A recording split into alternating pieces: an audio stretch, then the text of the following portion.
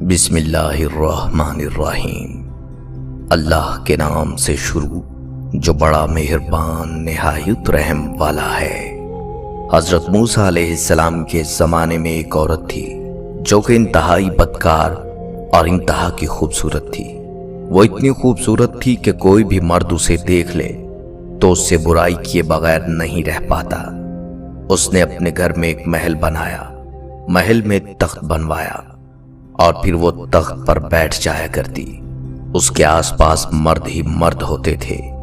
ایک دن وہ اپنے محل میں تخت پر بیٹھی تھی کہ ایک نوجوان کا وہاں سے گزر ہوا جو کہ انتہائی عبادت گزار تھا اور اس کا شمار عابدوں اور زاہدوں میں ہوتا تھا۔ جب اس نوجوان کی اس عورت پر نظر پڑی تو اس عورت کی ایسی تصویر اس کے ذہن میں بنی کہ جب وہ واپس گیا تو اس کا عبادت میں دل نہ لگا۔ اس نے ہر ممکن کوشش کی اسے اپنے ذہن سے نکالنے کی، لیکن اس عورت کے تصور کو اپنے ذہن سے نہ نکال سکا۔ بہت کوشش کرنے کے بعد جب وہ کسی طرح کامیاب نہ ہو سکا تو اس نے اتنی رقم جمع کی جتنی رقم میں وہ عورت کسی مرد کو اپنے قریب آنے دیتی تھی۔ وہ اس عورت کے پاس چلا گیا۔ جب وہ عورت کے پاس پہنچا اور تخت کے قریب بیٹھا تو اس کے دل میں خیال آیا، میں نے اپنی ساری زندگی اللہ کی عبادت، اللہ کے ڈر اور اللہ کے خوف میں گزار دی۔ اگر آج میں یہ کام کرتے ہوئے مر گیا تو میں اللہ کو کیا منہ دکھاؤں گا؟ بس یہ خیال آنا تھا کہ اس کا جسم کانپنے لگ گیا۔ اس نے اس عورت سے کہا کہ میں نے جانا ہے، مجھے کوئی ضروری کام ہے۔ عورت نے کہا چلے جاؤ، لیکن جس کام آئے ہو وہ تو کرتے جاؤ۔ لیکن نوجوان نے انکار کر دیا۔ عورت کے بار بار اصرار پر اس نے کہا میں نے ساری زندگی اللہ کی عبادت میں گزار دی اور میں یہ کام کر کے اللہ کو ناراض نہیں کر سکتا۔ یہ کہا اور وہ وہاں سے چلا گیا۔ جب وہ وہاں سے چلا گیا تو عورت نے سوچا میں اتنی حسین اور خوبصورت ہوں کہ آج تک جو بھی مرد میرے قریب آیا مجھ سے برائی کیے بغیر نہیں رہ سکا، لیکن یہ کیسا نوجوان تھا جس کے دل میں اللہ کا اتنا ڈر تھا کہ مجھ جیسی خوبصورت عورت کو چھوڑ دیا اور چلا گیا۔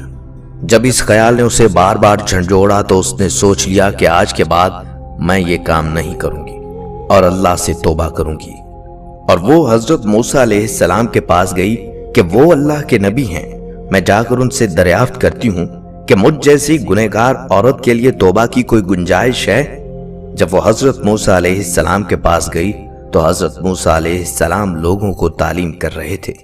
عورت نے اس مجمع میں سے کسی مرد کو بلایا اور کہا موسیٰ علیہ السلام سے کہو فلاں عورت آپ سے ملنا چاہتی ہے۔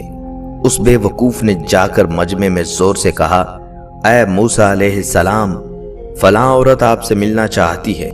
اب وہ تو نامی گرامی عورت تھی۔ اب موسیٰ علیہ السلام کو غصہ آیا اور موسیٰ علیہ السلام نے سختی سے کہا اسے کہو چلی جائے یہاں سے، میں اس سے نہیں ملنا چاہتا۔ اس بندے نے جا کر عورت کو پیغام دیا کہ موسیٰ علیہ السلام کہتے ہیں میں اس عورت سے نہیں ملنا چاہتا، اسے کہو چلی جائے یہاں سے۔ وہ عورت ٹوٹے ہوئے دل کے ساتھ وہاں سے واپس آئی اور راستے میں زاروں قطار روتی آئی اور دل میں یہ سوچتی آئی کہ شاید میں اتنی بری ہوں کہ اللہ کے نبی مجھ سے ملنا نہیں چاہتے، اب تو میری بخشش کسی صورت نہیں ہو سکتی۔ گھر آ کر اس نے اپنے آپ کو کمرے میں بند کیا۔ اسے اور تو کچھ پتہ نہیں تھا، لیکن اس نے کہیں سے سنا ہوا تھا کہ جب اللہ کو منانا ہو تو سجدے میں اللہ سے معافی مانگو۔ وہ سجدے میں گری، روتی رہی، گڑ گڑائی، اللہ سے معافی مانگتی رہی کہ اتنی دیر میں دروازے پر دستک ہوئی۔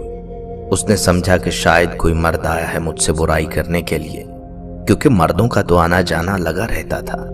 اس نے کہا کچھ بھی ہو جائے آج دروازہ نہیں کھولوں گی، لیکن دروازے کی دستک اور تیز ہوتی گئی۔ اس نے بلاخر ہمت کر کے دروازہ کھولا تو سامنے حضرت موسیٰ علیہ السلام کھڑے تھے۔ اس عورت نے حیرانی سے پوچھا اے موسیٰ علیہ السلام، اے اللہ کے نبی، آپ میرے دروازے پر کیسے؟ حضرت موسیٰ علیہ السلام نے کہا دراصل جب تم میرے پاس آئی تو میں لوگوں کو تبلیغ کر رہا تھا اور میں نے خود تم سے ملنے سے انکار کر دیا تھا، لیکن جب تم چلی گئی تو جبرائیل علیہ السلام میرے پاس آئے اور اللہ کا پیغام لے کر آئے کہ اللہ پاک فرما رہے ہیں اے میرے پیغمبر، میری ایک بندی آپ سے میرا راستہ پوچھنے آئی تھی، آپ نے تو اسے ڈانٹ ہی دیا، اور مجھے اللہ نے کہا کہ تم اس کے گھر جاؤ اور اسے جا کر کہو کہ آج تم نے توبہ کی ہے تو اللہ تم سے اتنا خوش ہے کہ اللہ نے تمہارے سارے گناہ معاف کر دیے ہیں۔ اگلے دن اس عورت نے سوچا کہ اب اس بستی میں میرا رہنا بہت مشکل ہے، کیونکہ یہاں پر اگر میں رہتی ہوں تو تمام لوگ مجھ سے برائی کرنے کے لیے آئیں گے۔ میں تو توبہ کر چکی ہوں، مجھے اس بستی کو چھوڑ دینا چاہیے۔ چنانچہ اس عورت نے اس بستی کو چھوڑا اور اس نوجوان کو تلاش کیا جس کی وجہ سے اس نے توبہ کی۔